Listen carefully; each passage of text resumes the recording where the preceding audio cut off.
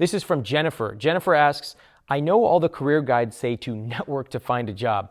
How are we supposed to do that if our network consists of friends from college, 22-year-old recent college grads who are at the bottom of their company's totem pole, or as I call, functionally useless, and a lot of retired people? Half of the companies they work for don't even exist anymore.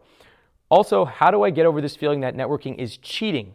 Those who were from well-off families are more likely to have a relative who knows CEOs, VPs, and the like, while those of us who weren't do not. Okay, first of all, I want to take that second question first because I think it's so psychologically interesting. I was working with someone to help her find her dream job, and she has a very connected family. She refused to use her network. She said, like, I want to do this on my own, etc. And what I told her, I waited patiently until she was ready. She got a little frustrated in her job search. And I finally said, look, top performers know that the people around them help them. So if you have access to these people, cultivate relationships with them. Don't go in there and just say, what can you give me? That's not networking. But cultivate relationships, and if you've got an advantage, use it. People are going to do that, and if you don't like that, too bad. That's the way the world works. Now, when I started off going to college, I came from this very middle-class family. We had no connections to go to Stanford. I busted my ass with a lot of luck and also hard work. I got in. Again, still had no real connections. Made connections by making friends with people, by adding value to people's lives, by helping them out. When I graduated, I made phone calls, 2 phone calls, and I had 2 job offers, things like that.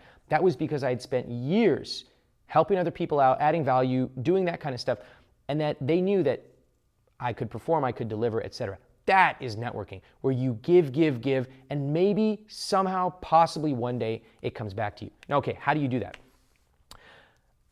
A lot of networking is simply letting people know that you are dependable, reliable, and getting at their top of mind. So the way I like to do it is to start off by doing coffee shop meetings with people, ask for advice, follow up and let them know that I took their advice, and then keep pinging them at random intervals to say, is there any way I can help you out? Now, honestly, chances are you probably can't help them out right now, but it's good to know that you're willing to do it. And maybe there are other ways you can help them out. When I talk to people, I'm always listening for what it is what's like the challenge in their life. It may have nothing to do with growing their online business.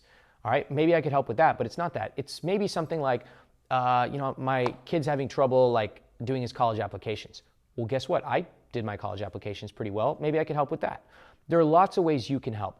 Networking is fundamentally about helping someone else before you ever go back and ask for something else. Now, I've already told you, you have all these people in your network that you've probably never talked to. Talk to them. The other thing is take advice,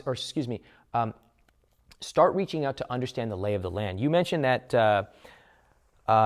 your friends you think are basically useless and they're too old or too young. So why don't you go find people who work at these companies or used to work there and take them out for coffee and ask them for their advice. You don't have to ask them for a job. In fact, you shouldn't. Ask them for their advice. And as you start to do this, you're going to learn a lot more about who you can help and who eventually someday may help you.